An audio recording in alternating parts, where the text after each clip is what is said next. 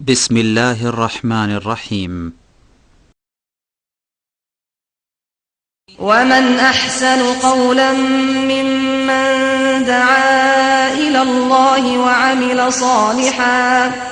وعمل صالحا وقال إنني من المسلمين.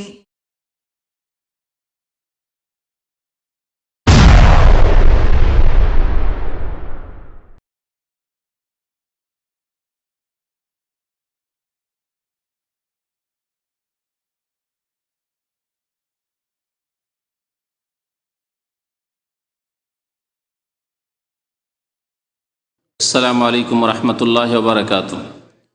إن الحمد لله نحمده ونستعينه ونستغفره ونعوذ بالله من شرور أنفسنا ومن سيئات أعمالنا من يهده الله فلا مضل له ومن يضلله فلا هادي له وأشهد أن لا إله إلا الله وحده لا شريك له وأشهد أن محمدا عبده ورسوله صلى الله تعالى عليه وعلى آله وصحبه وسلم تسليما كثيرا. أما بعد فإن خير الحديث كتاب الله وخير الهدي هدي محمد صلى الله عليه وسلم وشر الأمور محدثاتها وكل محدثة بدعة وكل بدعة ضلالة وكل ضلالة في النار. أعوذ بالله من الشيطان الرجيم. بسم الله الرحمن الرحيم. وما آتاكم الرسول فخذوه وما نهاكم عنه فانتهوا. মহান আল্লাহ সমস্ত প্রশংসা যে আল্লাহ পাক রব্বুল আলামিন তাঁর দিন নাজিল করেছেন প্রিয় নবী মুহাম্মদুর রাসূলুল্লাহ সাল্লাল্লাহু আলাইহি সাল্লামের উপর। সে আল্লাহরই সমস্ত প্রশংসা যে আল্লাহ পাক তাঁর দিনের পবিত্র কিতাব হিসাবে কোরআনুল করিমকে নাজিল করেছেন এবং নবী করিম সাল্লাল্লাহু আলাইহি সাল্লামের হাদিসকে তার ব্যাখ্যা স্বরূপ বলে আখ্যায়িত করেছেন। দরুদ ও সালাম নাজিল হোক আমাদের প্রিয় নবী শেষ নবী মুহাম্মদুর রাসূলুল্লাহ সাল্লাল্লাহু আলাইহি সাল্লামের প্রতি, যার মাধ্যমে আল্লাহ পাক রব্বুল আলামিন তার দ্বীনকে পূর্ণতা দান করেছেন। আল্লাহুম্মা সাল্লি আলাইহি আল্লাহুম্মা বারিক আলাইহি। আমাদের জানা আছে যে আল্লাহ পাক রব্বুল আলামিন যেই দিন নাজিল করেছেন সেই দিনের নাম হচ্ছে ইসলাম এবং সেই দিন কিয়ামত পর্যন্ত পৃথিবীতে থাকবে এবং সেই দিনের অনুসারীরাও থাকবে। আর এই একমাত্র দিন যেই দিনের উপর ইবাদত বন্দেগী করলে আল্লাহ শুধু কবুল করবেন। এই দিন ছাড়া অন্য কোনো পন্থায় আল্লাহর ইবাদত বন্দেগী করলে, আল্লাহ পাক রব্বুল আলামিনের সন্তুষ্টির আশা করলে তা আল্লাহ পাক রব্বুল আলামিন কবুল করবেন না। ওমান ইয়াবতাগি গায়রাল ইসলামি দীনান ফালা ইউকবালা মিনহু ওয়া হুয়া ফিল আখিরাতি মিনাল খাসিরিন। যে ব্যক্তি ইসলাম ছাড়া অন্য কোনো পথ অবলম্বন করবে, অন্য কোনো দ্বীনের মাধ্যমে আল্লাহর সন্তুষ্টি চাইবে, ওয়ামান ইয়াবতাগি গায়রাল ইসলামি দীনান, ইসলাম ছাড়া অন্য জীবন বিধান কেউ যদি সন্ধান করে এবং তার উপর দিয়ে সে আল্লাহ রাব্বুল আলামিনের সন্তুষ্টি পেতে চায়, ফালা ইউকবালা মিনহু, আল্লাহ তা কখনো গ্রহণ করবেন না। ওয়া হুয়া ফিল আখিরাতি মিনাল খাসিরিন, এবং সেই ব্যক্তি পরকালে ক্ষতিগ্রস্তদের অন্তর্ভুক্ত হবে। আজকে আলোচনা করব স্বপ্নের ধর্ম সম্পর্কে। এমন এক ধর্মের কথা যেই দিনের ভিত্তি হচ্ছে স্বপ্নের উপর। এ সম্পর্কে জানার আগে আমাদের জেনে রাখতে হবে যে ইসলামের উৎস, দ্বীনে ইসলামের বিধিবিধান, আকিদাই হোক আর আহকাম হোক, মাসলা মাসাইল হোক আর বিশ্বাসের বিষয়গুলি হোক, সমস্ত বিষয়ের উৎস হচ্ছে, প্রথম উৎস হচ্ছে কোরআনে কারীম, যে সম্পর্কে কারো দ্বিমত নেই। কোরআনুল কারীম হচ্ছে প্রথম উৎস। অধিকাংশ আলেমদের নিকটে সারা পৃথিবীর সমস্ত মাযহাবের আইম্মায়ে কেরামদের নিকটে, ওলামাদের নিকটে চারটি হচ্ছে উৎস। এই ক্ষেত্রে হানাফিদেরও কোনো দ্বিমত নেই, শাফি মালিকি হাম্বলীদের কোনো দ্বিমত নেই। চারটি উৎসের কথা মনে রাখবেন, মানে এই চারটি উৎস থেকেই শরীয়ত নিতে হবে, আর পঞ্চম কোনো উৎস শরীয়তের নেই। প্রথম উৎস হচ্ছে কোরআনুল করিম, কিতাবুল্লাহ, আল্লাহর কিতাব। মানে দ্বীন নেবেন, ইসলাম নেবেন, ইসলামের আকিদা, ঈমান, বিশ্বাসী হোক, আর আহকাম মাসলা মাসাইলি হোক, শরীয়তের বিধিবিধান হোক, তা নিতে হবে প্রথম কোরআনুল করিম থেকে। দ্বিতীয় উৎস হচ্ছে সুন্নতে রাসূলুল্লাহ, মানে আল্লাহ রসুল সাল্লাল্লাহু আলাইহি সাল্লামের হাদিস, সুন্নত। নবী করিম সাল্লাল্লাহু আলাইহি সাল্লাম যা করেছেন, যা করতে বলেছেন এবং যার স্বীকৃতি দান করেছেন, হয়তো সাহাবারা তাঁর সামনে করেছেন, তিনি করেননি, কিন্তু তিনি অনুমোদন দিয়েছেন, নিষেধ করেননি, বাধা দেননি, তার মানে তার পক্ষ থেকে তার স্বীকৃতি দেওয়া হয়েছে, করতে পারো। বিভিন্ন ক্ষেত্রে এইরকম ঘটেছে। যেমন নবী করিম সাল্লাল্লাহু আলাইহি সাল্লাম দাব্বের গোশত খাননি। দাব গুই সাপ নাই, কিন্তু তারই মতোই কাছাকাছি। মরুভূমির দেশে হয়, এই আরব দেশে পাওয়া দাব, বুঝেন তো না? বুঝেন না? এই দেশে খুব খাওয়া হয়। আর আমার দেশে এক শ্রেণীর জাহেল মূর্খরা আবার গুই সাপকে দাব মনে করে গুই সাপ খায়। গুই সাপ নয়, মরুভূমির দেশে, ভারতের রাজস্থান যেখানে মরুভূমি আছে সেখানে হয়, অন্য কোনো এলাকায় হয় না। আর সৌদি আরবে হয়, যেহেতু এখানে মরুভূমি আছে। তো দাব নবী করিম সাল্লাল্লাহু আলাইহি সাল্লাম নিজে খাননি, বরং তার রুচি হয়নি, একথাও তিনি বলেছেন যে আমার রুচি হচ্ছে না। তবে নবী করিম সাল্লাল্লাহু আলাইহি সাল্লামের সাহাবারা তার সামনে তার দস্তরখানে বসে খেয়েছেন, নিষেধ করেননি এবং তিনি খাননি। তাহলে তাকে কি বলবেন? জায়েজ না জায়েজ নয়? জায়েজ, হালাল। তো এ হচ্ছে তৃতীয় প্রকারের সুন্নত, অর্থাৎ অনুমোদন বা স্বীকৃতি। নবী সাল্লাল্লাহু আলাইহি ওয়াসাল্লাম অনুমোদন দিয়েছেন, তোমরা খেতে পারো, জায়েজ রয়েছে। বিশেষ কারণে তার মাতৃভূমিতে মক্কায় হতো না, তাই ছোট কাল থেকে কোনো কিছু খাওয়ার অভ্যাস না থাকলে বড় হয়ে খেতে একটু অরুচি হয়। আমরা নিজের ক্ষেত্রে বুঝি এগুলি জিনিস, যে অনেক কিছু আছে ছোট থেকে খাইনি, বড় হয়ে খেতে আর ভালো লাগে না, আর কি খাবো, খাই না, কিন্তু তাকে হালাল মনে করি, যদি হালাল থাকে তাহলে। তো শরীয়তের দ্বিতীয় উৎস হচ্ছে সুন্নতে রাসূলুল্লাহ, আল্লাহ রসুল সাল্লাল্লাহু আলাইহি ওয়াসাল্লামের সুন্নত মানে হাদিস। তৃতীয় ক্ষেত্র হচ্ছে ইজমায় উম্মত, ফিকহের মাসলা বলছি, উসুলে ফিকহের কায়দা বলছি, এবং উসুলে ফিকহ সবাই এগুলি কথা মেনেছে, হানাফি, শাফি, মালিকি, হাম্বলি সবাই মেনেছে। ইজমা, উম্মতের ইজমা, উম্মতের ইজমা মানে সারা উম্মতের গণ্যমান্য উলামায়ে কেরামদের, গণ্যমান্য উলামায়ে কেরামদের, বিশিষ্ট উলামায়ে কেরামদের ঐক্যমত। ইজমা মানে ঐক্যমত। উম্মত মানে জনসাধারণ, গণতান্ত্রিক পদ্ধতিতে জনসাধারণের ভোটাভুটি নয়, কারণ জনসাধারণ ইসলাম সম্পর্কে জানেই বা কি, বা সাধারণ সামান্য কিছু এলম রাখে, মাদ্রাসা পড়েছে, তারা জানেই বা কতটুকু যে তাদের মতামত নিতে হবে, তাদের মতামতের কোনো মূল্যায়ন রয়েছে শরীয়তে? কোনো মূল্য নেই। এমন উলামায়ে কেরামদের মতের মূল্য রয়েছে শরীয়তে, যাদের এইরকম পাণ্ডিত্য যোগ্যতা আছে, যে যারা কোরআন এবং সুন্নাতকে, হাদিসকে নেড়ে ঘেটে ইজতিহাদ করে তারা একটা সিদ্ধান্তে পৌঁছিতে পারেন যে এই মাসলায় এইরকম জবাব হওয়া উচিত বা উত্তর হওয়া উচিত, বা এই সমস্যার এই সমাধান হওয়া উচিত। তারাই গণ্যমান্য উলামায়ে কেরাম, তাদের ঐক্যমত। তার ইসলামে গণতন্ত্র নেই, যে জাহেল মূর্খ জ্ঞানী সবাই সমান, এই কথা নেই। শিক্ষিত অশিক্ষিত সবাই সমান, ইসলামে নেই। উম্মতের উলামায়ে কেরাম, যোগ্য উলামায়ে কেরামদের ইজমা, ঐক্যমত হচ্ছে তৃতীয় উৎস। তবে এই ক্ষেত্রে একটি কথা মনে রাখতে হবে, কারণ এই ক্ষেত্রে বিদাতীরা বিভ্রান্ত করে যে কোনো জিনিস কোরআনে যদি না থাকে, হাদিসে না থাকে, আর তারা করে, বিদাতীরা করে, তাদেরকে যদি বলেন এটা করছেন কেন, হাদিসে নেই, কোরআনে নেই, বলছে এই ক্ষেত্রে ইজমা হয়ে গেছে। ইজমা হয়ে গেছে, ইজমা কিয়াস আছে, এটি ভারত বাংলাদেশি ভাষায় বলছি, তাই না? ইজমা কিয়াস আছে। ইজমা কিয়াস নিজেও বুঝে না, যেন হিন্দুরা হিন্দু ধর্ম বুঝে না। হিন্দুকে যদি জিজ্ঞাসা করেন যে আপনি বলেন হিন্দু ধর্ম কি, বলতে পারবে না, বলতে পারবে না, কিন্তু সে হিন্দু। ওই রকমই বিদাতীরা যারা ইজমা কিয়াসের কথা বলে, ইজমা কিয়াস কি জিজ্ঞেস করেন, বলতেই পারবে না, কিন্তু ইজমা কিয়াস হয়ে গেছে। বুঝতে পারছেন? তো এইরকম ধর্ম মুসলমান মানলে হবে না, যে যা বুঝি না আবার তা দোহাই দিই, হিন্দুদের মতো। তো ইজমা যোগ্যতা উলামায়ে কেরামদের ঐক্যমত, কিন্তু এমন কি হতে পারে যে কোরআন এবং হাদিসে এমন বিষয় রয়েছে স্পষ্ট, তার বিরুদ্ধে ইজমা ঐক্যমত হয়েছে আলেমদের? এটা হতে পারে? আপনাদের যুক্তিতে জিজ্ঞাসা। ইজমা মানে ঐক্যমত বললাম, আর উম্মত মানে উলামায়ে কেরাম, উম্মতের মধ্যে উলামায়ে কেরাম যারা, তাদের উম্মতের ইজমা এর নাম।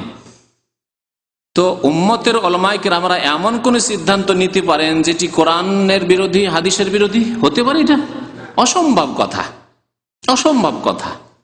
তাহলে এইরকম এজমার কেউ যদি দাবি করে তারা মিথ্যুক, এবং এইরকম এজমা ঐক্যমত কোনোদিন হয়নি আর হতেও পারে না, যে কোরআনেও নেই হাদিসও নেই আর নতুন করে কিছু গড়ে দিয়ে বললো যে আমাদের এজমা হয়ে গেছে, সারা পৃথিবীর উলামারা একমত হয়ে গেছে। এরকম বাস্তবেও হয়নি, আর এটি অসম্ভব, যুক্তিতে অসম্ভব, ঠিক না? বুঝতে পারছেন যে যুক্তিতে অসম্ভব, আর বাস্তবে এরকম কোনোদিন পৃথিবীতে হয়নি যে সারা পৃথিবীর উলামারা এক জায়গায় কোনো মিটিং করে কোরআন হাদিসে এমন কোনো মাসলা বিধান নেই আর সেটা পাশ করে দিয়েছে তারা, যে না এটা হবে, এটা জায়েজ, এটা না জায়েজ, এটা হালাল, এটা হারাম, এটা সুন্নত, এটা বিদআত, এরকম পাশ করে দিয়েছে, অথচ কোরআন হাদিসে নেই। এইরকম হতে পারে না। আশা করি যুক্তিও বুঝতে পারছেন এবং বাস্তবের কথা বুঝতে পারছেন। পৃথিবীতে কোনো জায়গায় এরকম আন্তর্জাতিক মিটিং হয়নি আলেমদের, যে ইন্টারন্যাশনাল কোনো জায়গায় মিটিং হয়েছে, হ্যাঁ, আর মিটিংয়ে গিয়ে আলেমরা জাতীয় সংঘের মতো যেখানে গিয়ে সারা পৃথিবীর ফাসেক কাফের নেতারা বসে আর বসে কিছু সিদ্ধান্ত নেই, সেই রকম আন্তর্জাতিক কোনো জায়গায় মজলিস হয়েছে আর সেখানে গিয়ে আলেমরা কিছু পাশ করেছে, এরকম কিছু কোনোদিন হয়নি পৃথিবীতে 1400 বছরের ইতিহাসে। তাহলে ইজমা মানে কি?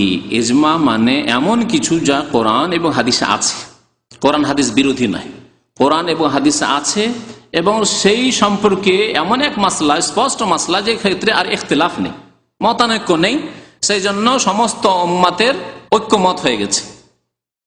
যেমন 5 ওয়াক্ত নামাজ ফরজ, যেমন কি 5 ওয়াক্ত নামাজ ফরজ, কোরআনেও আছে, ইঙ্গিতে থাকে কিন্তু কোরআনেও আছে, হাদিসেও আছে 5 সালাওয়াত। আর সমস্ত উম্মতের হানাফি, শাফি, মালিকি, হাম্বলি যত উলামায়ে কেরামরা রয়েছেন, যোগ্য উলামায়ে কেরাম, সবাই একমত এই ক্ষেত্রে যে নামাজ কত ওয়াক্ত ফরজ? 5 ওয়াক্ত ফরজ। এমনকি সাধারণ মুসলিমও এই ক্ষেত্রে একমত, যদি নামাজি হয় সে, এর নাম ইজমা। রমজান মাসের রোজা ফরজ, কোরআনেও আছে, কুতিবা আলাইকুমুস সিয়ামু শাহরু রমাদান, আছে না? আল্লাযী উনজিলা ফীহিল কোরআন ফামান শাহিদা মিনকুমুশ শাহরা ফালিয়াসুম, কোরআনেও আছে আর হাদিসেও আছে। হ্যাঁ, আর সমস্ত উম্মতের উলামাদের ঐক্যমত, ইজমাও আছে যে রমজান মাসের রোজা কি ফরজ, এই হচ্ছে ইজমা। যাকাত শতকরা 2.5% দিতে হবে, জি, ইজমা আছে না নেই? কোরআনেও আছে, হাদিসেও আছে, ইজমা, জি, যাকাত ফরজ। হজ ফরজ, কোরআনেও আছে, হাদিসেও আছে এই হজের কথা, আর উম্মতের উলামাদের ইজমা, ঐক্যমত আছে যে হজ ফরজ, ঠিক না? পর্দা ওয়াজিব, পর্দা ফরজ, এ কথা কোরআনেও আছে, হাদিসেও আছে, উম্মতের ইজমা আছে। এইরকম বহু মাসলা মাসাইল। জেনা হারাম, ঠিক না? মদ হারাম, ইজমা আছে না নেই? কোরআনেও আছে, হাদিসেও আছে, ইজমাও আছে, ঠিক? আচ্ছা, কিন্তু কিছু মাসলা মাসাইল আছে যেগুলির ক্ষেত্রে ইজমা নেই, ইখতিলাফ আছে। ইজমার বিপরীত হচ্ছে ইখতিলাফ, মতানৈক্য হওয়া, মতানৈক্য হয়ে যাও। যেমন বলা যেতে পারে যে তামাক, তামাক জর্দা, ঠিক আছে না?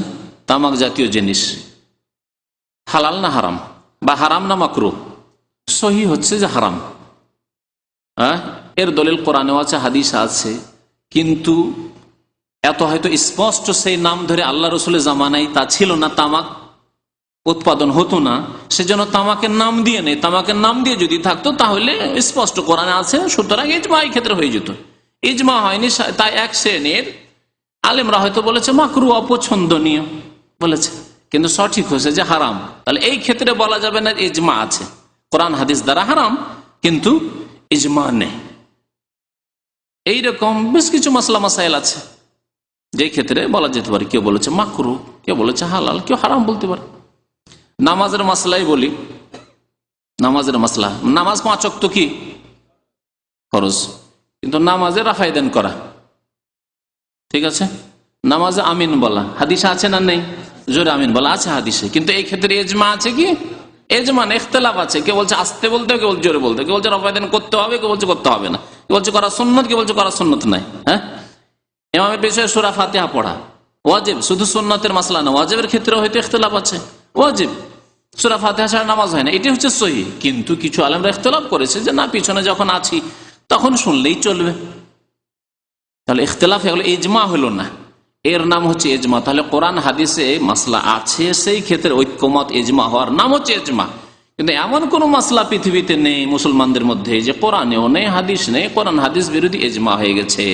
যেমন বিদাতিরা বলে যে 4 মযহাবের এক মযহাব মানা ফরজ। যখন জিজ্ঞাসা ফরজ, তাহলে তো ফরজ তো আল্লাহ করবেন তার রাসূলের মাধ্যমে।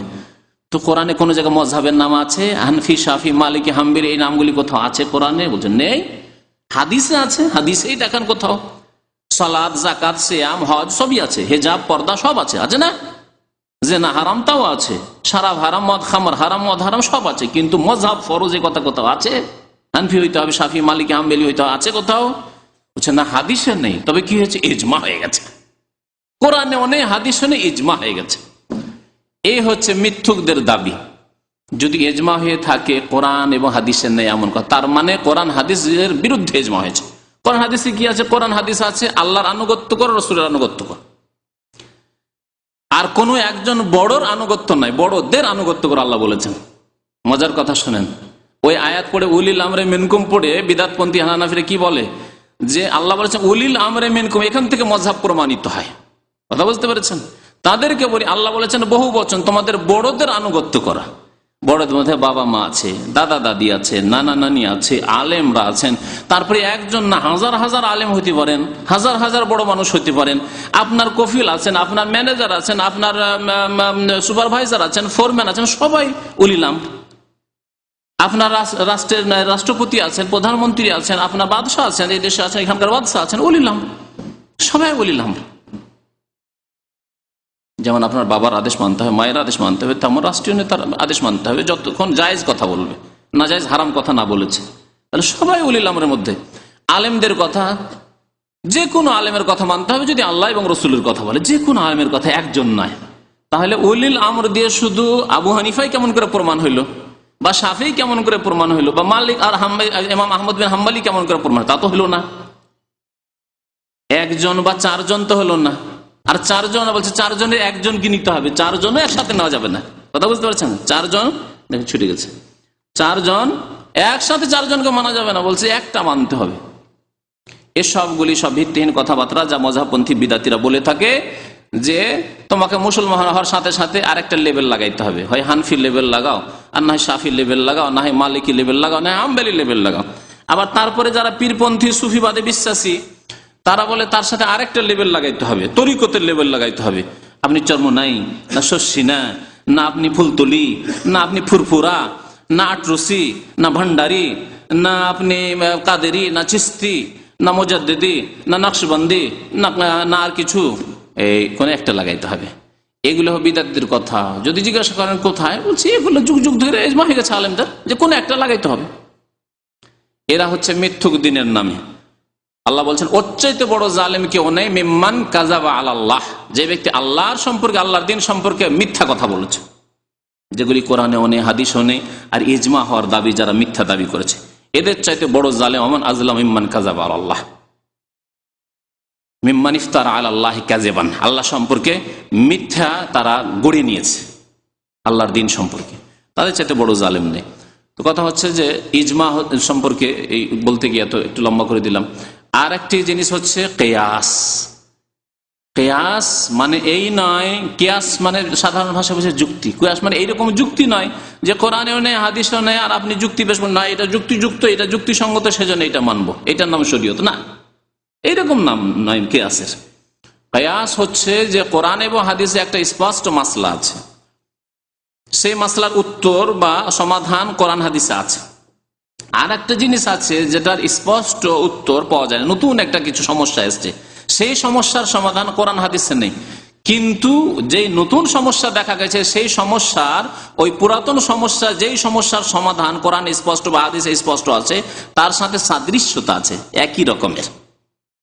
সুতরাং ওই হুকুমটি, যেই হুকুমটি কোরআন হাদিসে স্পষ্ট, সেই হুকুমটি, সেই বিধানটি ফিট করে দেওয়া কার ওপর? নতুন সমস্যার ওপর, এবং ওই সমাধান দেওয়া, এর নাম হচ্ছে কিয়াস।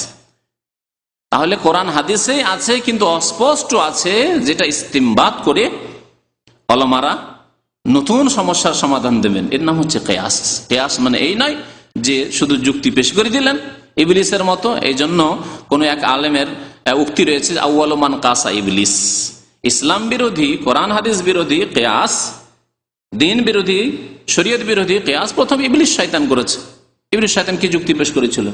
যে আমি আদমকে সেজদা কি করে করতে পারি, আমার কাছে যুক্তি আছে, সেজদা না করার যুক্তি আছে।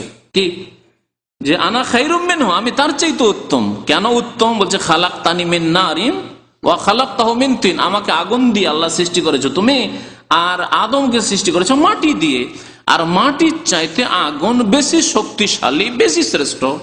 সুতরাং আমি, তাহলে বোঝা গেল যে আমি যখন আগুন দিয়ে সৃষ্টি হয়েছি, তাহলে আগুন যখন শ্রেষ্ঠ মাটির চাইতে, তাহলে এরপর কি রেজাল্ট, কি ফলাফল? যে আমি তাহলে আদম চাইতে শ্রেষ্ঠ।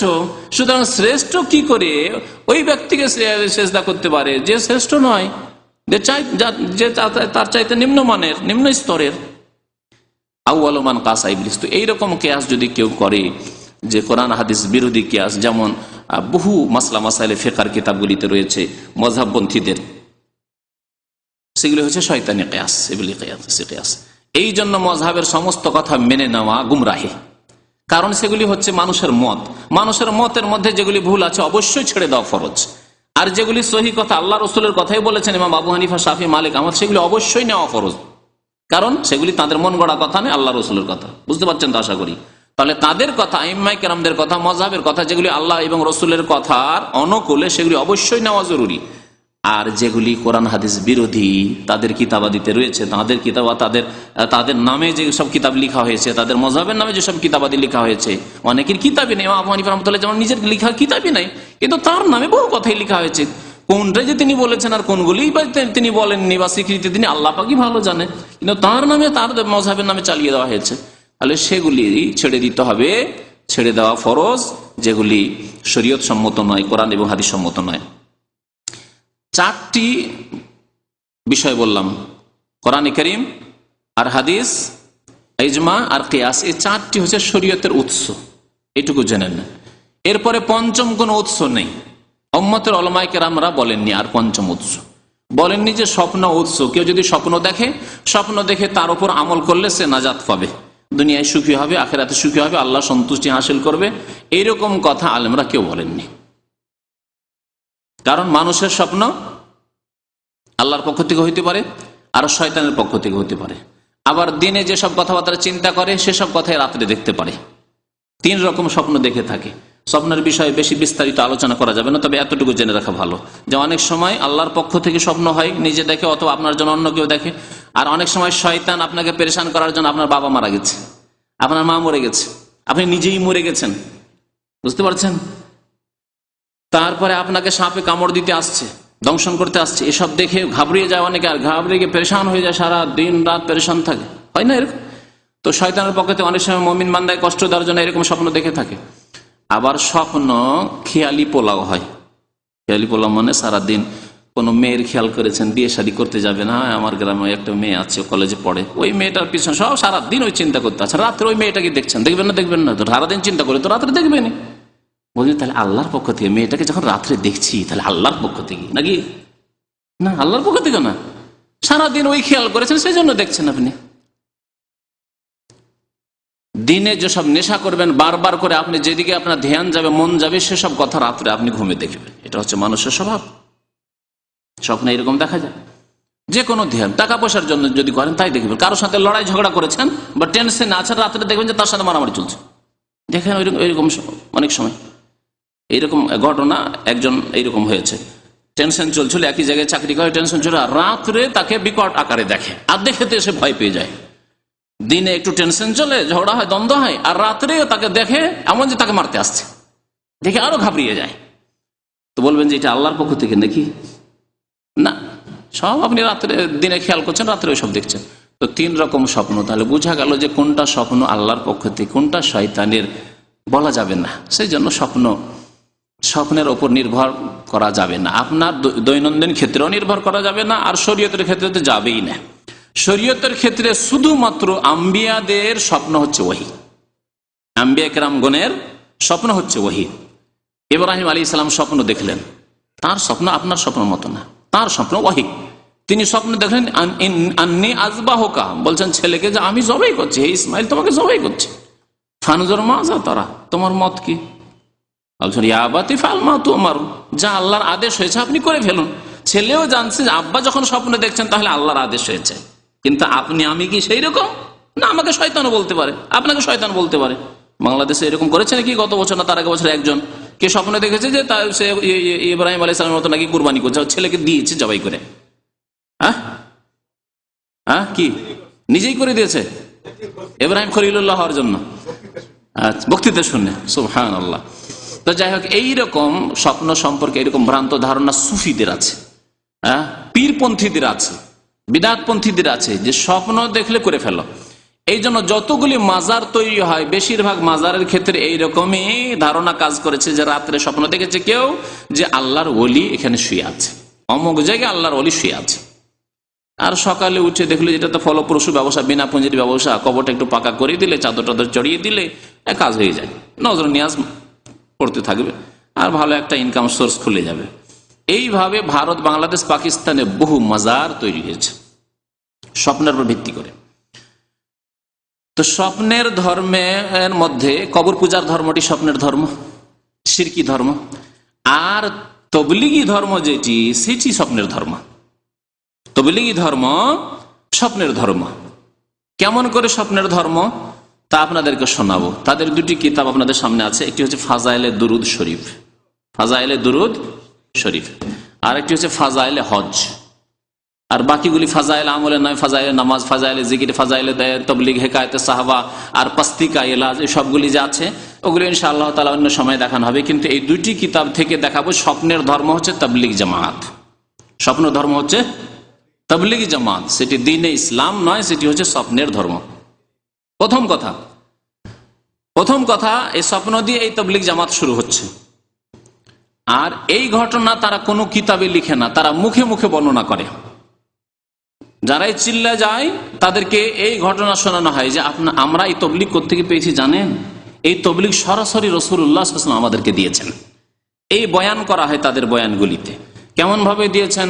তারা বলে থাকে যে ইলিয়াস সাহেব মদিনা মুনাওয়ারায় ছিলেন, মসজিদে নববীতে জাগ্রত অবস্থায়। আবার কেউ কেউ বয়ান করে জাগ্রত অবস্থায়, আর কেউ বলে যে তিনি নিদ্রার অবস্থায় ছিলেন। স্বপ্ন যোগে পেয়েছেন, আর কেউ বলে জাগ্রত অবস্থায়। কারণ এই সুফিদের নিকটে, বিদআতপন্থীদের নিকটে নবী নাকি শুধু নিদ্রায় নয়, স্বপ্নে নয়, জাগ্রত অবস্থায় এসে তাদের সাথে কথাবার্তা বলেন। এইরকম ধারণাও তাদের আছে। এই জন্য তাদের দুইটি বর্ণনা আছে। কেউ বলে জাগ্রত অবস্থায় আল্লাহ নবী এসে সাক্ষাৎ করেন, আল্লাহ নবীর সাথে মোলাকাত হয়ে যায়। আর কেউ কেউ বলে যেন স্বপ্ন যোগে নবী সাল্লাল্লাহু আলাইহি সাল্লামকে দেখেন ইলিয়াস সাহেব। নবী সাল্লাল্লাহু আলাইহি সাল্লাম উঠে চলে এসে ইলিয়াস সাহেবের কাছে মসজিদে নববীতে এসে বলছেন, ইলিয়াস তুমি এখানে কেন ঘুমাও? তুমি এত গাফিলতিতে আছো। আর ভারতের অবস্থা কি হচ্ছে? হিন্দুরা বিস্তার লাভ করলো, আর যারা মুসলিম আছে তারাও মুরতাদ হয়ে যাচ্ছে, আর সব বেনামাজি হয়ে যাচ্ছে, বেদিন হয়ে যাচ্ছে, দিন নেই, ধর্ম নেই, পর্দা নেই, কিচ্ছু নেই। কি করছো এখানে বসে বসে? যাও তুমি, আমার আদেশে তুমি যাও ওই ভারতে। আর বিশেষ করে ভারতের ওই গ্রামের নাম নিয়ে নাকি নবী সাল্লাল্লাহু আলাইহি ওয়াসাল্লাম বলেছেন, যে গ্রাম থেকে সারা পৃথিবীর প্রথম তবলিগ আজকে থেকে ৬০-৬৫ বছর আগে শুরু হয়। সেই গ্রামের নাম হচ্ছে মেওয়াত। গ্রামের নাম হচ্ছে মেওয়াত। তাদের কিতাবাদের ভূমিকাতে পাবেন। মেওয়াত এই গ্রামটি হচ্ছে হরিয়ানার একটি গ্রাম, যেখান থেকে প্রথম ইলিয়াস সাহেব তবলিগ শুরু করেন। এই তবলিগ জামাতের চিল্লা প্রথম ওইখান থেকে শুরু হয়। যা ওই মেওয়াতে হয়েছিল, কিছু লোক, রহস্যের কথা, কিছু লোক এই মযহাবপন্থী, তারা হানাফি ছিল, সেখান থেকে কোরআন হাদিসের অনুসারী হয়ে গেছিল, আহলে হাদিস হয়ে গেছিল, যার ফলে তাদের মাথার ব্যথা। এই জন্য বলা হচ্ছে তবলিগ জামাত ইসলামের তবলিগ নয়, দুটি জিনিসের তবলিগ। এক হচ্ছে মযহাবের তবলিগ, যে মুসলিমকে হানাফি বানাইতে হবে, আর দ্বিতীয় হচ্ছে সুফিবাদের তবলিগ, যে তাদেরকে সুফি বানাইতে হবে, অর্থাৎ নকশবন্দি, চিস্তি, কাদেরি, সাহারওয়ার্দী এসব বানাইতে হবে। জি, এসব সিলসিলা তরিকতে জোড়াতে হবে, তরিকতে ফিরিয়ে নিয়ে আসতে হবে। মাথা খারাপ হয়ে গেল যে আরে বাপরে, মযহাব থেকে বেরিয়ে যাচ্ছে, তাহলে তো এইভাবে যদি এইরকম মন মানসিকতা মানুষের তৈরি হয়ে যায় যে কোরআন হাদিস আল্লাহ রসুলের কথা মানবো, তাহলে তো ঠেকানো যাবে না। কারণ এই এমন একটা কি আকর্ষণ, আল্লাহ এবং রসুলের আকর্ষণ। কেউ যদি জেনে যায় যে সরাসরি আল্লাহ রসুলের অনুসরণ করে কেন ভায়া ধরবো, এই যুক্তি যদি বুঝায়, তাহলে আর ঠেকাতে পারবে না কোনো শক্তি তাদের। তখন এই স্বপ্নের মিথ্যা কথা তারা রচনা করে চলে গেল ভারতে। মেওয়াত থেকে তারা তবলিগের সিলসিলা শুরু করলো, আর সারা পৃথিবীতে এই তবলিগ ছড়িয়ে পড়লো। কারণ তবলিগি কোর্স খুব শর্ট কোর্স, সারা জীবন ধরে হারাম খান, সুদ খান, ঘুষ খান, আর জুলম অত্যাচার করেন। সব করার পরে শেষ জীবনে বুড়ো হওয়ার পরে যদি দু চারটা চিল্লা চলে যান তো কদমে কদমে কোটি কোটি নেকি, আর যার ফলে খুব শর্ট পথে জান্নাত। বুঝতে পেরেছেন? এই বয়ান যেহেতু শোনানো হয়, সুতরাং যাবে না কেন? বড় বড় অফিসাররা, বড় বড় সুদখোররা, বড় বড় যারা হারাম টারাম খেয়েছে, তারা তাড়াতাড়ি করে গিয়ে জড়িয়ে পড়ে সেই মজহাবে, সেই ধর্মে। তো এই স্বপ্নের ধর্মের শুরু হচ্ছে স্বপ্ন। ইলিয়াস সাহেব স্বপ্ন দেখলেন যে যাও ইলিয়াস, এখানে আর বসে থেকো না, মদিনা বসে থেকে ইবাদত বন্দেগী করলে হবে না, যাও ভারতে গিয়ে তবলিগ শুরু করো। আর তবলিগ কেমন করে করতে হবে? 40 দিনের জন্য বেরোতে হবে, 3 দিনে বেরোতে হবে, আরো কিসে বেরোয়? 7 দিনে বেরোতে হবে, আর 10 দিনে, আর 4 মাসে। জি, জীবন চিল্লা। জি, এসব চিল্লার একটা বই এসছে তাদের, হয়তো কোনো সময় সেই বইটা নিয়ে এসে আবার শোনানো হবে। তাদের পুরো তরিকা বর্ণনা করা হয়েছে 6 উসুল বর্ণনা করার পরে। তো আজকে আর সেদিকে যাচ্ছি না। এই তবলিগি চিল্লার শিক্ষা তাহলে তারা হাসিল করলো কোন ধর্ম থেকে? ইসলামের যে 4টি উৎস, সেখান থেকে নয়, কোরআন থেকেও নয়, হাদিস থেকেও নয়, ইজমা থেকেও নয়, আর কিয়াস থেকেও নয়। কোত্থেকে? স্বপ্ন থেকে। বুঝতে পারলেন? জি। এখন আসেন দ্বিতীয় স্বপ্ন শোনায় আপনাদেরকে। দ্বিতীয় স্বপ্ন শোনায় আপনাদেরকে ফাজাইল দুরূদ থেকে।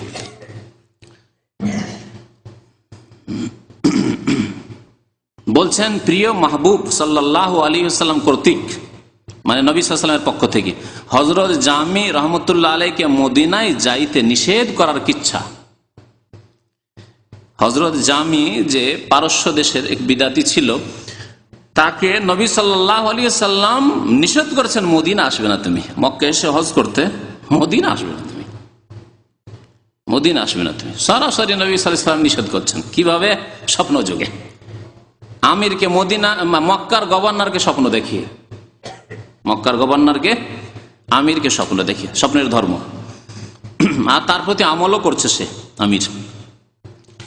বলছে এই ফাজাইল কিতাব সমূহ লিখিবার জামানায় তারপরে তিনি যে শিরকি কবিতাগুলি লিখেছেন, এর লেখক সম্পর্কে বলে দিই। ফাজাইল আমলের লেখককে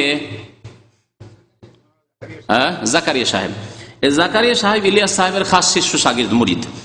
তো জাকারিয়া সাহেব এই খেদমত করেছেন যে ইলিয়াস সাহেব যে জামাতকে তৈরি করে গেলেন, তবলিগ জামাত প্রবর্তন করে গেলেন, তৈরি করে গেলেন, সেই জামাতের কিছু কোর্স হওয়া উচিত।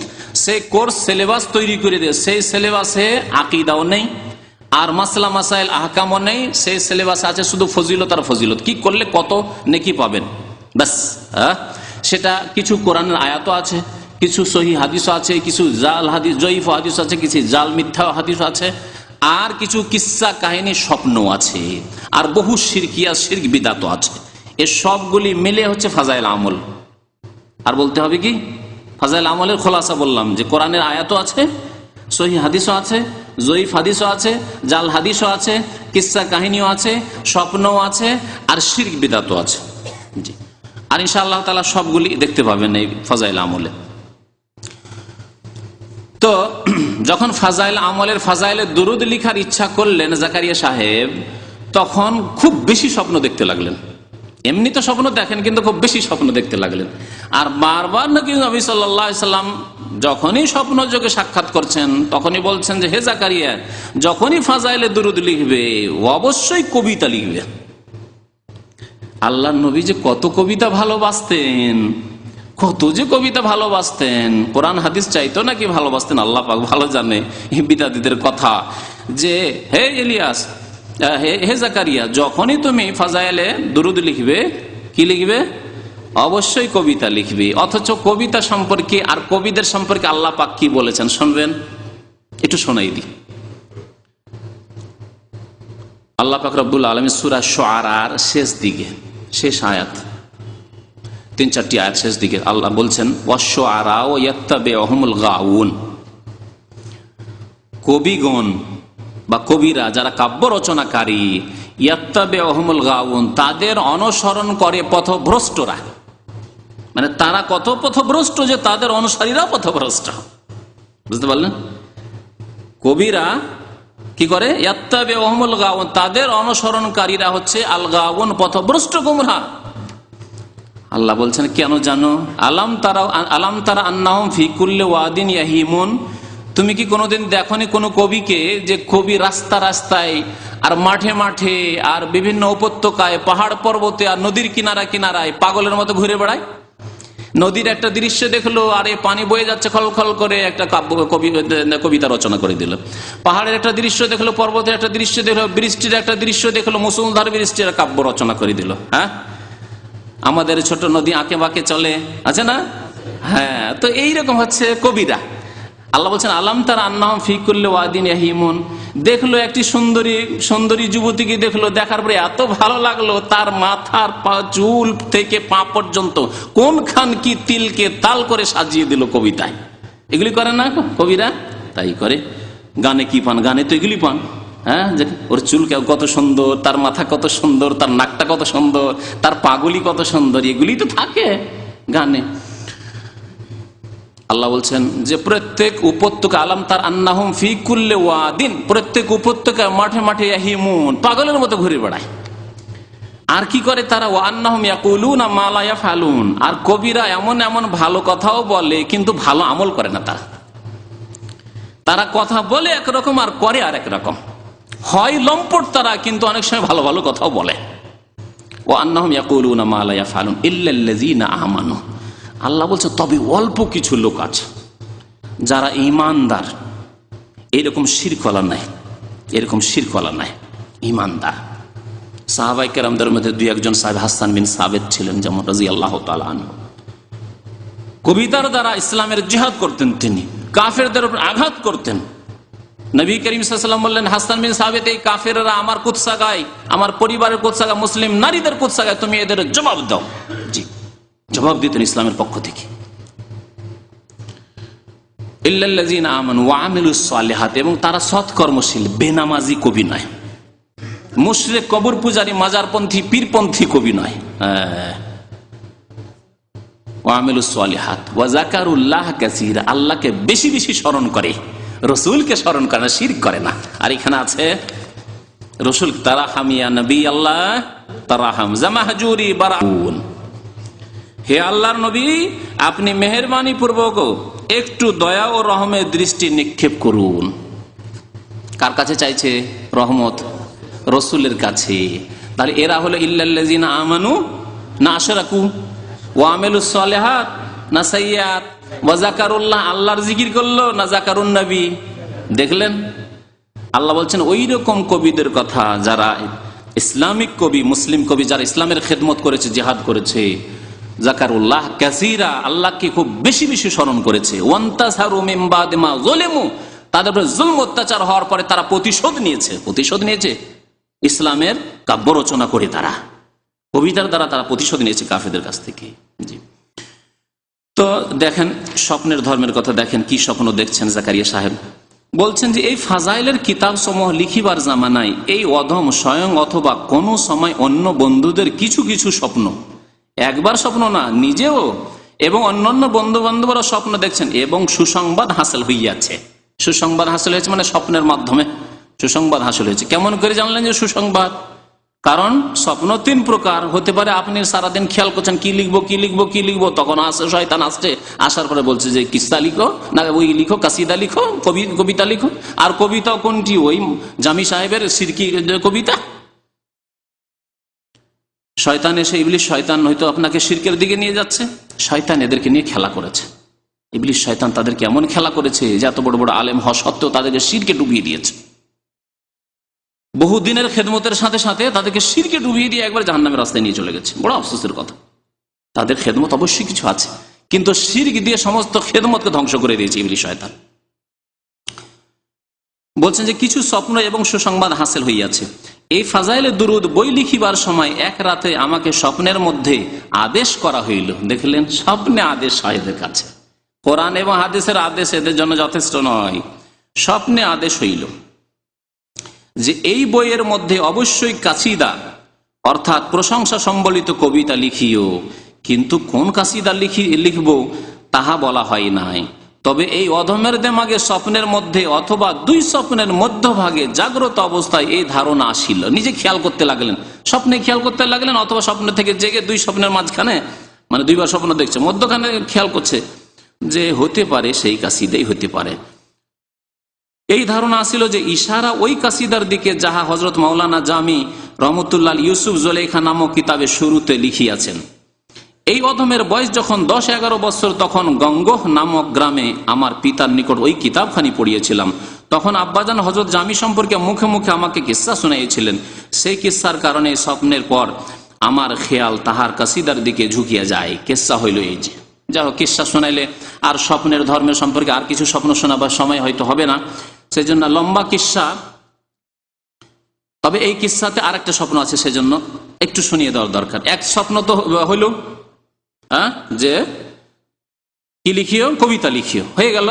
জাকারিয়া সাহেব স্বপ্ন দেখলেন। দেখেন, আগে বলেছি যে নবীদের স্বপ্ন হচ্ছে ওহী, আর বাকি যতই বড় আলেমে স্বপ্ন দেখুক না কেন, আলেমকে নিয়েও শয়তান খেলা করতে পারে, আলেমকে নিয়েও শয়তান খেলা করতে পারে। মাঝে মাঝে শয়তান মনে হচ্ছে যে চেপে ধরতে আসে, কিন্তু সেই সময় নবী করিম সাল্লাল্লাহু আলাইহি ওয়াসাল্লাম যা বলেছেন, বুখারী শরীফ, মুসলিম শরীফের রিওয়ায়াতে রয়েছে যে আর রুয়া মিনাল্লাহ, এক ধরনের স্বপ্ন আল্লাহর পক্ষ থেকে। যদি ভালো স্বপ্ন লাগে আর ভালো হয়, ঠিক আছে, তাহলে তো ভয় লাগে না আপনাকে। ওয়াল হুলম মিনাশ শায়তান, আর খারাপ স্বপ্ন শয়তানের পক্ষ থেকে হয়।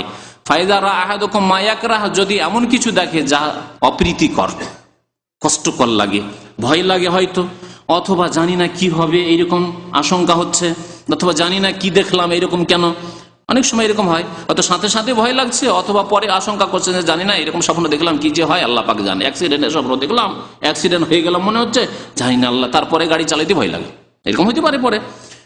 তো কি করতে হবে? নবী সাল্লাল্লাহু আলাইহি ওয়াসাল্লাম বলছেন যে ওয়ালিয়াতাউযাজ বিল্লাহি মিনাশ শায়তান, শয়তান থেকে আল্লাহর কাছে কি চেয়ে নাও?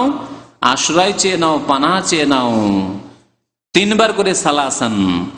আর বাম দিকে কি করো? ওয়ালিয়াতফুল আলা ইয়াসারিহি বা ওয়ালিয়ানফুস আলা ইয়াসারিহি, বাম দিকে থুথু ফেলো, 3 বার করে বাম দিকে থুথু ফেলো। কি বলতে হবে? আউযু বিকালিমাতিল্লাহি তাম্মাতি মিন গাযাবিহি ওয়া ইকাবিহি ওয়া শাররি ইবাদিহি ওয়া মিন হামাযাতিশ শায়তানি আন ইয়াহদুরুন। আল্লাহর কাছে আশ্রয় গ্রহণ করলেন শয়তানের অনিষ্ট থেকে, বিভিন্ন রকমের যে অনিষ্ট রয়েছে শয়তানের, সে থেকে দিয়ে তারপরে থু থু করে বাম দিকে 3 বার থুথু ফেলে দেন, তারপরে আপনি কাত হয়ে যান ডান দিকে। তারপরে কখনো সেই রাত্রে আপনাকে খারাপ স্বপ্ন দেখাতে পারবে না। আর আমি বাস্তবে দেখেছি, যতই ভয়ঙ্কর স্বপ্ন হবে, সাথে সাথে আপনি এই দোয়া পড়ে বাম দিকে থুতু ফেলে দেন, এত লাঞ্ছিত অপদস্থ শয়তান মারদুদ হয় যে আর আপনার কাছে আসতে পারবে না। নবী করিম সাল্লাল্লাহু আলাইহি ওয়াসাল্লাম এই তরিকা শিখেছেন। আর এই কাসিদার স্বপ্ন দেখলেন, সেই কাসিদাতে শিরকে ভরা। আর কেমন করে এত বড় জাকারিয়া সাহেব, যাকে শাইখুল হাদিস বলা হচ্ছে ভারত উপমহাদেশের, তিনি এই শিরকি কাসিদা লিখে দিলেন। কিসসাতেও আর একটি স্বপ্ন আছে। কিসসাতে কি স্বপ্ন আছে? হযরত জামি রহমতুল্লাহ এই কাসিদা লিখার পর একবার হজে রওনা হইয়া গেছে। এই কাসিদা, শিরকি কাসিদা, তারাহাম ইয়া নবী আল্লাহ তারাহাম, আল্লাহ নবী দয়া করুন দয়া করুন, এই কাসিদা নিয়ে তাহার ইচ্ছা ছিল মদিনায় মুনাওয়ারা পৌঁছিয়া হুজুরে পাক সাল্লাল্লাহু আলাইহি ওয়াসাল্লামের দরবারে এই কাসিদা পাঠ করবে, আল্লাহ রসুলকে শোনাবে যে ইয়া রাসূলুল্লাহ তারাহাম, ইয়া নবী আল্লাহ তারাহাম, নবীর কাছে দরখাস্ত করবে। আর নবী এত খুশি যে না, একে আসতে দিও না। এই জন্য নয় যে শিরিক করতে আসছে, এই জন্য যে আল্লাহর নবী এত খুশি হবেন, আল্লাহ নবী এত খুশি হবেন, আর আল্লাহ এত খুশি হবেন, আল্লাহ খুশি, রসুলও খুশি, যে হাত বেরিয়ে চলে আসবে, কবর থেকে হাত বেরিয়ে চলে আসবে। আর লোকেরা এসে ফিতনায় পড়ে যাবে, হাজার হাজার লোক ভিড় ভাড় করবে চুমো দেওয়ার জন্য। কিসসায় আছে। হজ আদায় করার পর তিনি যখন মদিনা শরীফ জিয়ারতের ইরাদা করিলেন, তখন মক্কা শরীফের আমির হুজুর আকরাম সাল্লাল্লাহু আলাইহি ওয়াসাল্লামের জিয়ারত লাভ করলেন। এখানে একটি কথা বলি, নবী করিম সাল্লাল্লাহু আলাইহি ওয়াসাল্লামকে যেই ব্যক্তি স্বপ্ন দেখলো, আল্লাহর নবী বলেছেন সেই ব্যক্তি নবীকেই দেখলো, কিন্তু তার যেই রকম চেহারা, আকার, আকৃতি, শরীরের অবয়ব ছিল, দেহ গঠন ছিল, সেই রকম আকারেই দেখতে হবে। আর এই ক্ষেত্রে 100% ইয়াকিনের সাথে সাহাবী ছাড়া অন্য কেউ বলতে পারবে না। পারবে? সাহাবী যারা দিনে দেখছেন আল্লাহর নবীকে, রাত্রে যদি স্বপ্ন দেখেন তাহলে ইয়াকিনের সাথে বলবেন একেবারে আল্লাহর নবীকে দেখলাম, ঠিক কিনা? যেমন আপনি যদি আপনার বন্ধুকে বা আপনার আব্বাকে দেখেন, আর আপনার হুবহু আপনার আব্বার মতো, তাহলে আপনি ইয়াকিনের সাথে বলতে পারবেন যে আজকে রাত্রে আমি আমার আব্বাকে বা আম্মাকে স্বপ্নে দেখেছি।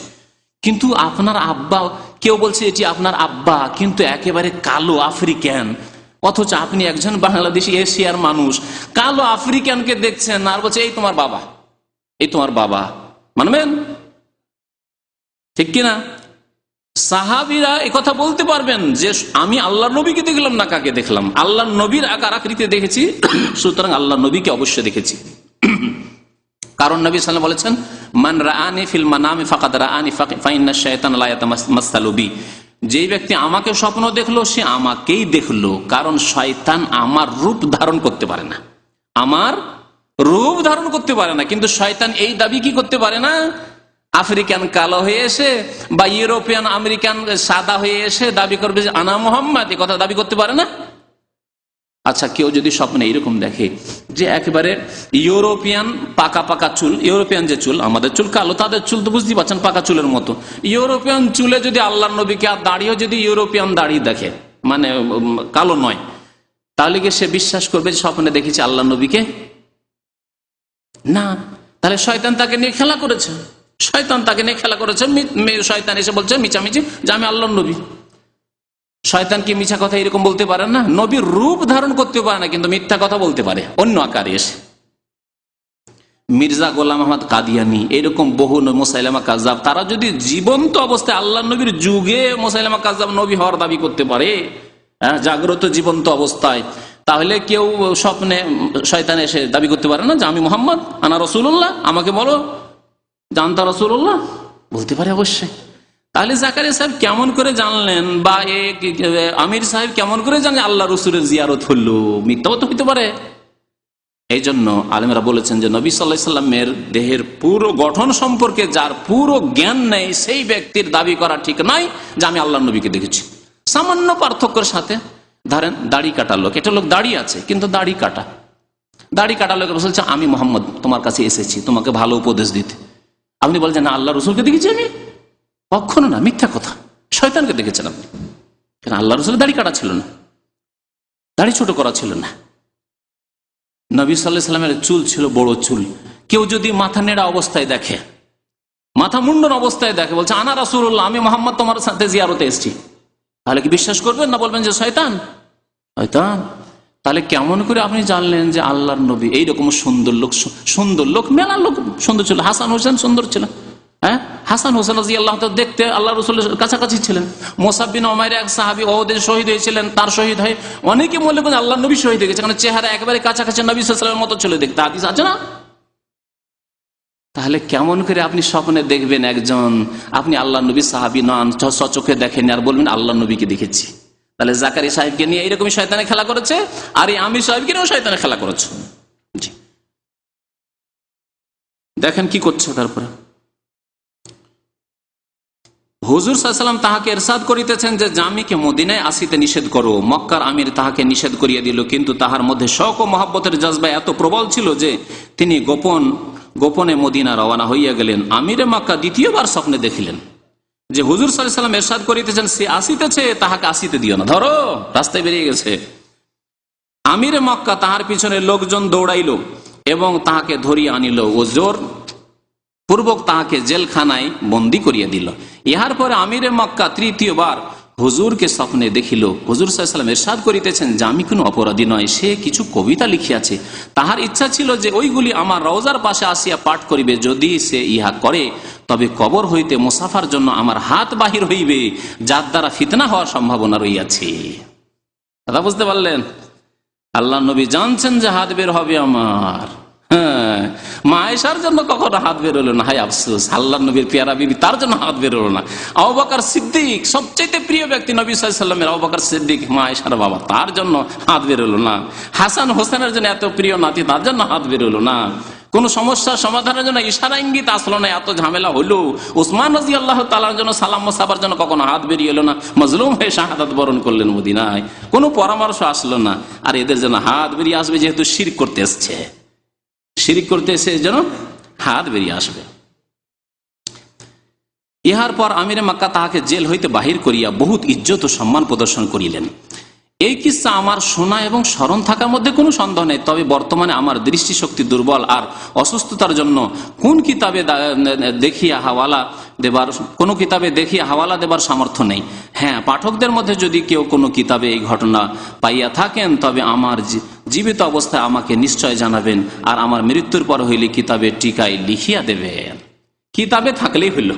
আমাদের দেশের ধর্ম কেমন, জাকারি সাহেবের ধর্ম এরকমই, কোন কিতাব আছে লিখে দিবেন, হাদিসে থাক আর নাই থাক, আর কোরআনে থাক আর নাই থাক, কোন কিতাবে থাকলে টিকে দিয়ে দিবেন। তাহলে দেখলেন স্বপ্নের ধর্ম, স্বপ্নের মাধ্যমে সবকিছু হচ্ছে।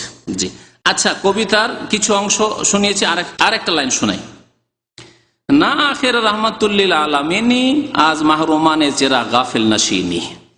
বহুগুলি শিরক রয়েছে, তার মধ্যে এই আর একটা শিরকি লাইনের তর্জমা করি। আপনি নিঃসন্দেহে সারা বিশ্ব ভুবনের জন্য রহমত স্বরূপ, কাজেই আমাদের মতো দুর্ভাগা হইতে আপনি কি করিয়া গাফেল থাকিতে পারেন। কাকে বলছে? রাসূলুল্লাহ সাল্লাল্লাহু আলাইহি ওয়াসাল্লামকে বলছে যে চেরা গাফেল নাশিনী, আপনি কি করিয়া গাফেল থাকিতে পারেন। হে আল্লাহর নবী, আপনি কেমন আমাদের থেকে গাফেল থাকবেন? আমরা দুর্গত অবস্থায়, আমরা মজলুম, আমরা অভাবে, আর আপনি গাফিল হয়ে থাকবেন। আপনি দয়ার দৃষ্টিপাত করুন। দেখছেন নবীর কাছে কেমন ভাবে চাইছে, অথচ আল্লাহ গাফেল। আল্লাহ গাফেলিন আম্মা তা'মালুন, আল্লাহ গাফেল নন, বাকি সব গাফেল। অমায়া শরুন আইয়ানা ইউবাসুন, কোন দিনে উঠানো হবে কিয়ামতের মাঠের জন্য তাও কেউ জানে না, আল্লাহ বলছে। এইভাবে বহু শিরকি কথাই রয়েছে। আজকে শিরকের বিষয় নিয়ে আলোচনা করবো না, শিরকের বিষয় নিয়ে অন্যদিন আলোচনা করব। আজকে স্বপ্নের ধর্ম প্রমাণ করি যে তাবলীগ জামাত হচ্ছে স্বপ্নের ধর্ম। তাবলীগ জামাত হচ্ছে স্বপ্নের ধর্ম, এটা দেখেন এবং বিশ্বাস করেন তাদের কিতাব থেকে, অন্যদের কথা না। কারণ অন্যরা বললে হয়তো সন্দেহ করতে পারেন যে কি জানি বাড়াবাড়ি করেছে। ফাজাইলে হজ, এই ফাজাইলে হজের পৃষ্ঠা নম্বর 197, কিস্সা নম্বর 4, কিস্সা নম্বর 10।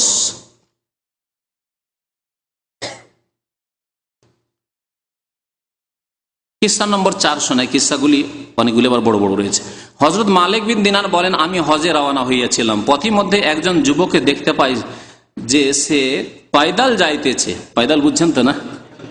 পয়দাল যাইতেছে, যে তবলিগি ভাইয়ের বাংলা।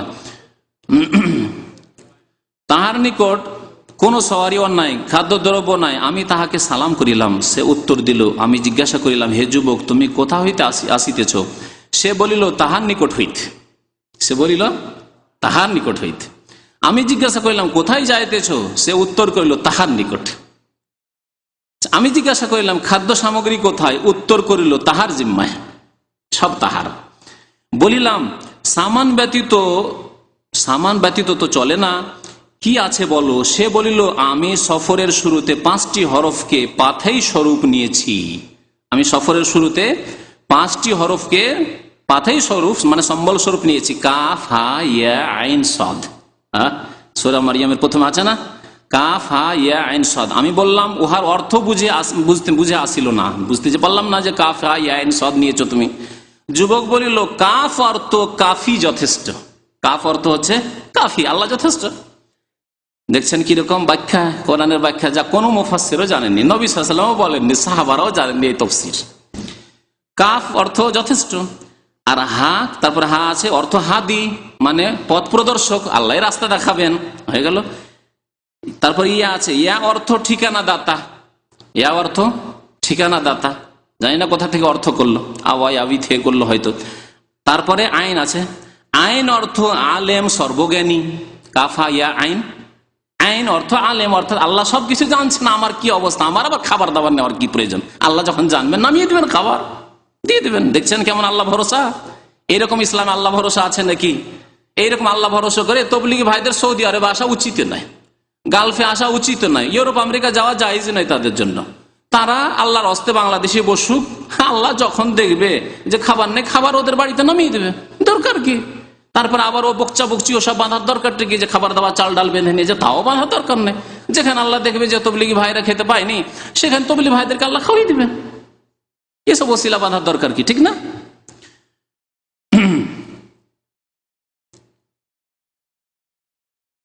এবং ওয়াদা খেলাফ করেন না ওই মিয়াদ থেকে।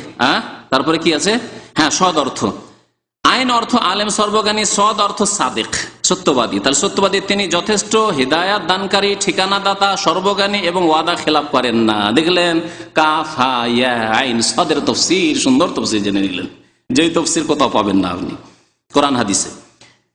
সেই জাত থাকিতে আবার ভয় কিসের, মানে সেই আল্লাহ থাকতে ভয় কিসের। হযরত মালিক রাহমাতুল্লাহ বলেন, তার কথা শুনিয়ে আমি তাহাকে আপন কুর্তা দিয়ে দিতে চাই।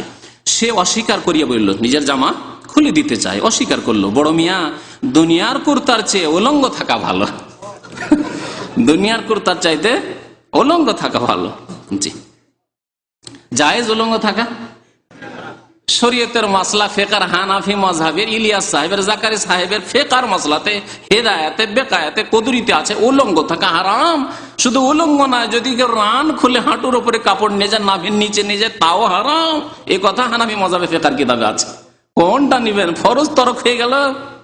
জি, আবার তাদের বিদাতি পরিভাষায় 130 ফরজে এক ফরজ গেল। 30 ফরজ না 32 ফরজ? 130 ফরজের এক ফরজ গায়েব। আচ্ছা, তারপরে দেখেন, সে জাত থাকিতে আবার ভয়। হযরত মালিক রাহমাতুল্লাহ বলেন, হ্যাঁ, কুর্তা দিতে চায়, সে অস্বীকার করিয়া বলিল, বড় মিয়া, দুনিয়ার কুর্তা চেয়ে উলঙ্গ থাকা ভালো। হালাল বস্তু সমূহের হিসাব দিতে হইবে, আর হারাম মালের জন্য ভোগ করিবে আযাব। রাত্রির অন্ধকারে সেই যুগ আসমানের দিকে মুখ করিয়া বলিল, হে জাতে পাক, বান্দা ইবাদত করিলে যিনি সন্তুষ্ট হন, আর পাপ করিলে যাহার কোনো ক্ষতি নাই, আমাকে ওই জিনিস দান করুন যাহাতে আপনার কোনো ক্ষতি নাই। তারপর লোকজন এহরাম বাঁধিয়া লাব্বাইক বলিতে লাগিল, কিন্তু সে লাব্বাইক বলিল না। সে সুন্নত কাজ করলো না, সুন্নতের খেলাপ করলো। মিকাত থেকে সবাই লাব্বাইক বলতে লাগলো, আর এই মিয়া যুবক লাব্বাইক বলল না। আমি জিজ্ঞাসা করলাম, তুমি কেন লাব্বাইক বলিতেছ না? সে বলিল, এই ভয়ে যে আমি লাব্বাইক বলিলে সেই দিক থেকে হইতে লা লাব্বাইক উত্তর আসে নাকি। যদি আল্লাহর পক্ষ থেকে এরকম লা লাব্বাইক, তোমার নেব না, যাও, তুমি গুনাহ করে এসছো, তোমাকে নেব না, তোমার কবুল করবো না, যদি এরকম জবাব চলে আসে, সে লাব্বাইক বলবো না। তো সাহাবাদের এই আশঙ্কা ছিল না? হ্যাঁ, তারা কেন লাব্বাইক আল্লাহুম্মা লাব্বাইক বলতে বলতে মুখ শুকিয়ে দিয়েছিলেন। নবী করিম সাল্লাল্লাহু আলাইহি ওয়াসাল্লামের শ্বাস বন্ধ হয়ে গেছিল, আওয়াজ বন্ধ, বসে গেছিল, আওয়াজ বসে গেছিল নবী করিম সাল্লাল্লাহু আলাইহি ওয়াসাল্লাম লাব্বাইক আল্লাহুম্মা লাব্বাইক বলতে বলতে আরাফা মাঠে। আর এই বিদাতি বলছে যে লা লাব্বাইক যদি আল্লাহর জবাব চলে আসে, তারপর সারাটি আর আসবে বিদাতিদের জন্য, লা লাব্বাইক জবাব আসবে। তারপর সারাটি পথ তাহাকে দেখিলাম না, সারা রাস্তা আর দেখা গেল না, গায়েব হয়ে গেল। আল্লাহর ওলিরা এরকমই গায়েব হয়ে উড়ে চলে যায়, সারা পথ দেখছে না, হঠাৎ করে মক্কায় হাজির। অবশেষে মিনায় তাকে দেখলাম, শেষ শের পড়িতেছে। দেখছেন কবিতার সাথে কত মহব্বত। শের মানে কবিতা, কবিতার সাথে কত মহব্বত। আর একটি হাদিস বলতে ভুলে গেছি, কবিতার নিন্দা সম্পর্কে নবী করিম সাল্লাল্লাহু আলাইহি ওয়াসাল্লাম বলেছেন, লা ইয়ামতালিয়া আহাদুকুম জাওফাহু কাইহান খায়রুল লাহু মিন আইয়ামতালিয়া শি'রান। নবী করিম সাল্লাল্লাহু আলাইহি ওয়াসাল্লাম ইরশাদ করেছেন, কোন ব্যক্তির পেটে যদি রক্ত পুঁজ ভরে রাখে, এটি তার জন্য উত্তম কবিতা ভরার চাইতে। আপনি কবিতা মুখস্থ করবেন, তার চাইতে ভালো যে আপনার পেটে কি ভরা থাক, রক্ত পুঁজ, কাই মানে পুঁজ ভরা থাক। পুঁজ যদি ভরা থাকে এটা ভালো আপনার কবিতা মুখস্থ করার চাইতে। মগজে পুঁজ ভরা থাকে ওটা ভালো আপনার এই কবিতা মুখস্থ করার চাইতে। যেই নবী এভাবে সতর্ক করেছেন কবিতা থেকে, আর কবিতার সাথে এত মহব্বত যে নবী কবিতায় খুশি হচ্ছেন, কোরআন পড়েও হাত বেড়েছেন। আরেকটি মজার কথা শোনেন, কোন জায়গায় এদের কিতাবে পাবেন না যে কোরআন অমুক ব্যক্তি এসে কোরআনে এত সুন্দর তেলাওয়াত করলো যে হাত বেরিয়ে আসলো, এই কথা পাবেন না। আর অমুক ব্যক্তি রসুলের এই হাদিস পড়লো, বনিয়াল ইসলাম আলা খামসিন, ইসলামের এই হাদিস পড়লো, গুরুত্বপূর্ণ হাদিস পড়লো, আদ-দীনুন নাসিহা, এই গুরুত্বপূর্ণ হাদিস পড়লো, তখন হাত বেরিয়ে আসলো, কোথাও পাবেন না। কিন্তু কবিতা পড়লে হাত বেরিয়ে আসে, কবিতা পড়লে ওয়ালাইকুম আসসালামের জবাব আসে। দেখছেন শয়তান কেমন এদেরকে নিয়ে খেলা করেছে।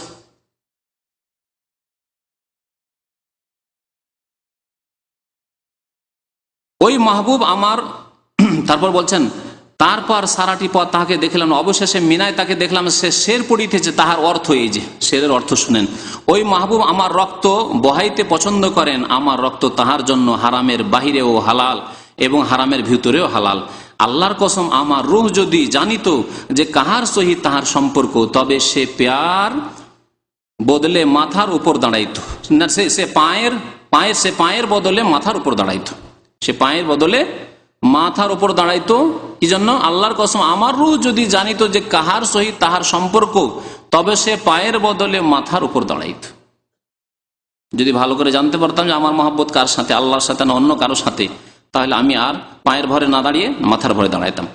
হে তিরস্কারকারীগণ, ওদেরকে বলছেন, তোমরা যদি দেখিতে আমি যাহা দেখিতেছি তবে কখনো তিরস্কার করিতে না। দেখছেন, নবীর মতো কথা। নবী সাল্লাল্লাহু আলাইহি ওয়াসাল্লাম বলেছেন, লাউ কুনতুম তা'লামুনা মা আ'লামু, আমি যা জানি তোমরা যদি জানিতে তাহলে তোমরা কম হাসতে আর বেশি কাঁদতে, কখনো হয়তো হাসতে না তোমরা। আর মিয়া বলছে নবীর মতো যে তোমরা যদি জানিতে যা আমি জানি, তোমরা যদি দেখিতে আমি যা দেখি, তাহলে কখনো আমাকে তিরস্কার করিতে না, ঠাট্টা মজা করতে না, এইসব কথা নিয়ে। তারপরে বলছে, দেখেন, মানুষ শরীরের দ্বারা বাইতুল্লাহর তওয়াফ করে, তাহারা যদি আল্লাহর জাতের তওয়াফ করিত তবে হারাম শরীফের কোনো প্রয়োজন ছিল না। দেখলেন, হারাম শরীফের কি প্রয়োজন? মানুষ জানে না, সেই জন্য এই পাথরের ঘর রাখতে হয়েছে না। পাথরের ঘরে আল্লাহকে দরকারই ছিল না। যদি সত্যি আল্লাহ পর্যন্ত পৌঁছার মতো হইতো, ওই রকম যোগ্যতা হাসিল করতো মুসলিমরা, তাহলে আল্লাহ ঘর রাখতেন না, সরাসরি আল্লাহর তওয়াফ করতো।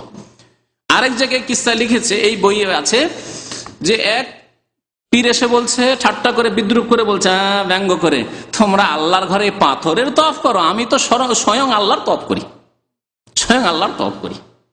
এই হচ্ছে ফাজাইলে হজের শিক্ষা তালিম।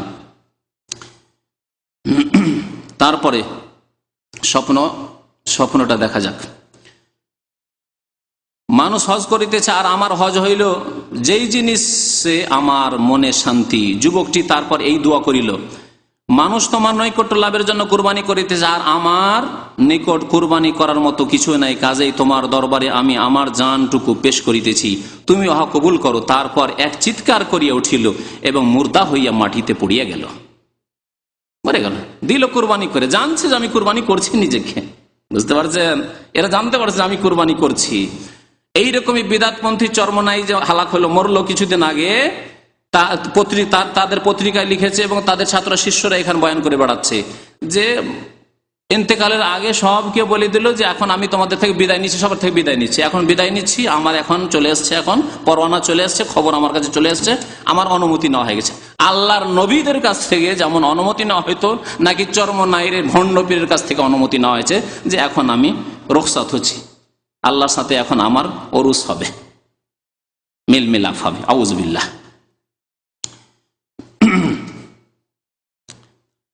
তারপরে বলছে, তারপর গায়েব হইতে একটি আওয়াজ আসছিল, মরে যাওয়ার পরে গায়েব থেকে একটি আওয়াজ আসলো, ইনি আল্লাহর দোস্ত। গায়েব থেকে এদের আওয়াজ আসে, কোরআন হাদিস লাগে না? গায়েব থেকে জানতে পারে যে কে আল্লাহর দোস্ত, কে জান্নাতি, কে জাহান্নামী, সব জানতে পারে। আল্লাহর জন্য কুরবান হইয়াছে, আল্লাহর জন্য কুরবান হইয়াছে। হযরত মালিক বলেন, আমি তাহার কাফন দাফনের ব্যবস্থা করি, সারা রাত আমি চিন্তাযুক্ত ছিলাম, একটু তন্দ্রা আসিলে আমি তাহাকে স্বপ্নে দেখিয়া জিজ্ঞাসা করিলাম। এই যে স্বপ্নের ধর্ম, এখন শোনেন, স্বপ্নের ধর্ম শোনেন। এ তন্দ্রাতেই সে স্বপ্ন দেখতে লেগেছে, জানাব আপনার সহিত কিরূপ ব্যবহার করা হইয়াছে, জিজ্ঞাসা করছে। সে বলিল, তাহারা কাফেরদের তরবারিতে শহীদ হইয়াছেন, আর আমি মওলার প্রেমের তলোয়ারে শহীদ হইয়াছি। আল্লাহ নবীর সাহাবারা শহীদ হয়েছেন, 70 জন শহীদ হয়েছেন ওহদের মাঠে কাফেরের তলোয়ারে। হ্যাঁ, সাইয়্যিদুশ শুহাদা যিনি কাফেরের তলোয়ারে শহীদ হয়েছেন, আর আমি কেমন শহীদ? হ্যাঁ, আল্লাহর প্রেমে, ইশকে শহীদ হয়েছে। ইশকে, ইশক সম্পর্কে এর আগে শুনিয়েছি আপনাদেরকে না? ইশক করে এরা, আল্লাহর সাথে বেয়াদবি করে ইশক করে এরা, রসুলের সাথে ইশক করে, হ্যাঁ, আর বিবির সাথে ইশক করে, আর প্রেমিকার সাথে ইশক করে, কিন্তু এরা মায়ের সাথে বাবার সাথে আবার ইশক করে না। কথা বুঝতে পেরেছেন? মায়ের সাথে বাবার সাথে একটু ইশক করো, হ্যাঁ, তা কেন করো না? বোনের সাথে ইশক করো, শাশুড়ির সাথে ইশক করো, তাদের সাথে কেন ইশক করো না? ইশক মানে প্রেম, এরা প্রেম করে। কথা বুঝতে পেরেছেন? এই জন্য পীরেরা মরে গেলে মৃত্যু দিবসকে তারা মৃত্যু দিবস বলে না, কি বলে জানেন? ওরস। এই যে পীরদের মাজারে ওরস লাগে, কি যেন ওরস লাগে? ওরস মানে বিবাহের দিন। বিবাহের দিন বিবাহ হলে আপনি কি ভাবছেন? কবুল হয়ে গেছে, এখন টেনে নিয়ে এসে ঘরে উঠাইতে পারবো? পারবেন না, পারবেন না। বিবাহ কবুল করে নিয়েছে, যদি বলে আইসো, আসতে হবে তাকে, তার আগে কি টেনে উঠাইতে পারবেন ঘরে বাসরে? পারবেন না। তো এদের ধারণা ওরস মানে বিবাহ শাদী, আরবি ভাষায় ওরস মানে বিবাহ শাদী। এদের বেয়াদবি আল্লাহ সম্পর্কে, কুফরির বেয়াদবি, যে তাদের মৃত্যু হলে মৃত্যু হয় না, আল্লাহর সাথে গিয়ে এত প্রেম করেছিল, এতদিন দেখা সাক্ষাৎ হয়নি, প্রেম করার পরে তাদের আল্লাহর সাথে মিল মিলাপ এখন হবে, বাসর হবে। আউযুবিল্লাহ। এই জন্য এই দিনের নাম, মৃত্যু দিবসের নাম কবর পূজারীদের কাছে, বিদাতপন্থীদের কাছে, সুফিদের কাছে হচ্ছে ওরস। আর ওরস লাগে বাংলাদেশে, ভারতে এই ওরস। তো আল্লাহ পাক রব্বুল আলামিন দেখলেন এদেরকে স্বপ্নের ধর্মে জানিয়ে দিলেন যে কি হয়েছে না হয়েছে, কার কি হলো না হলো জেনে ফেললেন যে প্রেমের তলোয়ারে, আল্লাহর মাওলার প্রেমের তলোয়ারে শহীদ হয়েছি। ঘটনার অর্থ এই নয় যে সর্ববিষয়ে শহীদানের মর্যাদা পাইয়াছে, কারণ ভিন্নভাবে তাহাদের সাহাবী হওয়ার গৌরবও ছিল। আল্লাহ রসুলের যারা সাহাবায়ে কেরাম শহীদ হয়েছেন তারা শহীদও ছিলেন আর সাহাবীও ছিলেন, আর এই ব্যক্তি সাহাবী শুধু হতে পারেননি, বাকি শহীদ হয়েছেন। দেখলেন স্বপ্নের মাধ্যমে জেনে নিলেন যে শহীদ হয়েছেন।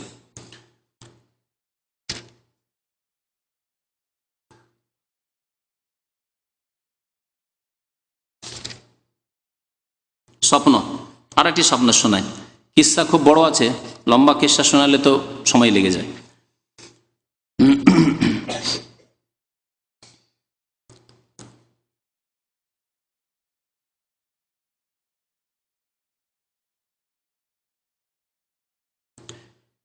একজন লোক আল্লাহর ওলি, মানে বিদাতি ওলি, সে সেজদায় পড়িয়ে গেল। আমি তাহার নিকট গিয়া তাহাকে ডাকিলাম, দেখিলাম কোনো সাড়া শব্দ নেই, অর্থাৎ মরিয়ে গিয়েছে।